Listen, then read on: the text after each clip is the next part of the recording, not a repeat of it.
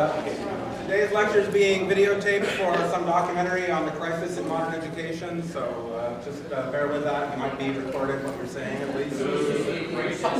This is the crisis, yeah.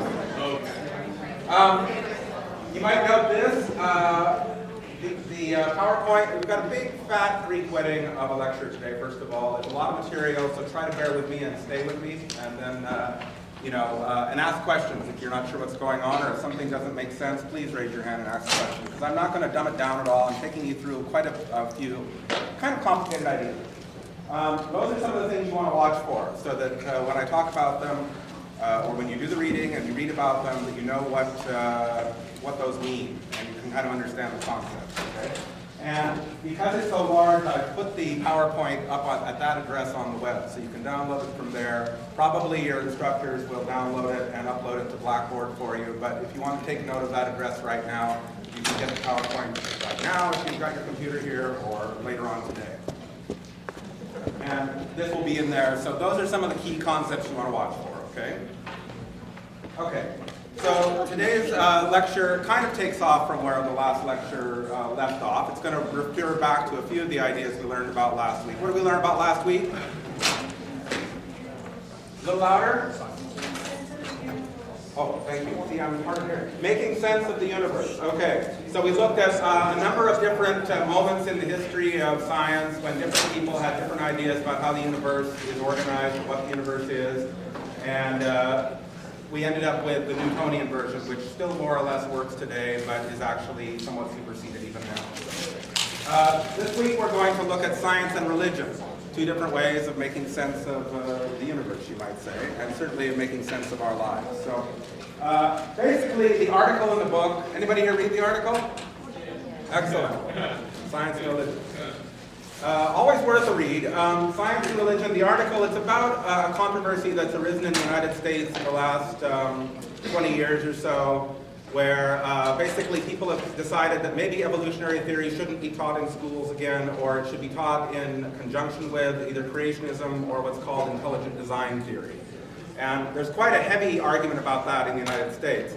This is often called the culture war. And as you can see, it's made Time magazine. Actually, there's about 3 or 4 times Time magazine has had something about this on the cover. So the idea is really, are science and religion compatible? How many people here think science and religion are compatible? That you can believe in creation and also evolutionary theory, for example.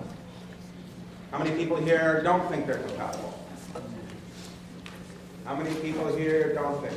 Okay, so the majority of you then are waiting for me to tell you what you should know. Well, I'm basically giving you enough rope to hang yourself in today's lecture. Like, I want to give you some background on both of these things, and then you'll have to make your own decisions about what works for you. I'll be kind of leaning toward the idea that you can't use them both, or that the further into either one of them you get, the more difficult it is to reconcile the two. So if you think naturally that there's no problem with using both science and religion, I'm going to be trying to suggest that perhaps there is a problem. And the article, on the other hand, moves more in the other direction of reconciling the two. Okay, part 1, science versus religion. Okay, the origin of life on Earth. Science does not have a coherent explanation for how life began on Earth. They do have some theories and ideas, and I'll be showing you a video clip later that kind of takes you through the way they think about it now, scientists. But it's really not entirely clear, and it may be that we will never know how life began on Earth. Because, in fact, we don't have a time telescope to look back at the beginning of life on Earth and see what happened. There's probably not going to be any time machine. You never know. It's possible. One way I can think of is if somebody on a very far distant star had a really good telescope and watched life beginning on Earth way back when, they might have kept a record of it and we would eventually be able to see it. But that's the kind of speculation we rely on for the idea that we would ever know how life began on Earth. Unless God comes down and explains it to us, we're more likely to have a theory of how life began on Earth. And I'll be talking much more about that as we go along. Science, theory, versus knowing. In religion, of course, some religions have a fairly strong view of how life began on Earth. Christianity and Judaism being the strongest one I know of, certainly of the major religions in the world. So Christianity and Judaism, they begin their major book, the Bible or the Talmud, with their basic argument that the first thing that happened was God created the world, right? The universe, the heavens and the earth, then the animals and so forth. Probably some of you know this story, either you were raised with it or you've heard about it from somewhere, it's often alluded to and so on. And so I won't read all this to you, but there it is if you want to read it and you've never read it before. In Islam, there are some references in the Quran. First of all, Islam basically accepts the ideas of the Christian Bible, or the Jewish Bible, about the 6 days and so on. But there are some places in the Quran where they talk about a different number of days, or where there's some slightly more open to interpretation kind of discussions of what happened. And there are people on the internet who've tried to reconcile the accounts in Islam with evolutionary theory. Apparently, it's a little easier to do that actually than it is to reconcile the 6 days theory with evolutionary theory. So if you're interested, then Google Quran or Islam and evolutionary theory and see what you come up with. Third largest religion in the world, Hinduism. Hinduism, as I understand it, and if you know something about it, please hop in. Much more cyclical view of creation and destruction, so maybe the universe is created more than once or again and again throughout a kind of a non-history. There's creation, destruction, creation, destruction. This is one little example of a story from Hinduism of the universe being created. Again, I won't read you the whole story, but you're welcome to. It's kind of nice and different. Just again to emphasize, though, that it's Christianity that's really focused on this story about the 6 days. Buddhism, fourth largest religion in the world.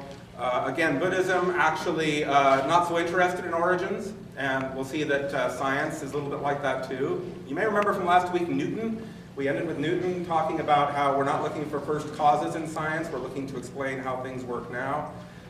Buddhism a bit like that too. In Buddhism, you're supposed to be living in the moment.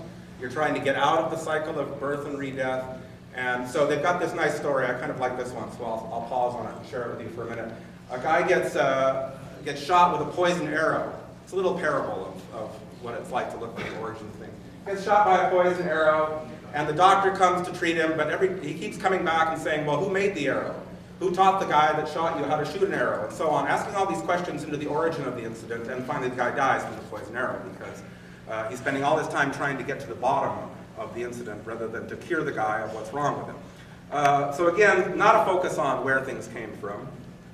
Sikhism, I know less about this than even the other four, but we do have quite a few Sikhs in the class, so if you have any way of correcting me, I would love to make this even better. But again, I don't think it's so focused on what happened. Basically, the idea is whatever it is that's there, whatever was created, God created it. Otherwise, as I understand it from the Sikhs I've talked to about this, they're fairly open-minded to the evolutionary theory or whatever it is. It's just that God would be responsible for all that. So which religion is it that actually has a problem with natural selection? Christianity. Christianity. I'd like to share. I was watching a movie, and there's this girl wearing a T-shirt, and she's Christian, and it's Jesus holding a gun, shooting Darwin, saying "Evolve this." Paul. From Paul, and I thought it was really funny. Evolve this. Evolve this. A revolver. Rather than a revolver. I don't know. Well, what movie is that? Just out of It's curiosity. in Paul. Is that new alien movie? It's really funny. Paul. Oh yes, right. I've seen it advertised in the subway. Okay, I know what you're talking It's about. just she said her church gave it to her. And I thought it was Right. really Well, there are actually quite a few interesting T-shirts. There's one that says something along the lines of, how does it go now? You know what? I'll get them together for the tutorial. I've actually, when I was on the internet looking for pictures, I found quite a few funny T-shirts. Anyway, basically, those are religious views of the origin of the world, right? And the one that we're most concerned with is Christianity, because that's really where people have a strong story that's the beginning of their book that seems important to them, and that comes into conflict with the theories that evolutionary theories.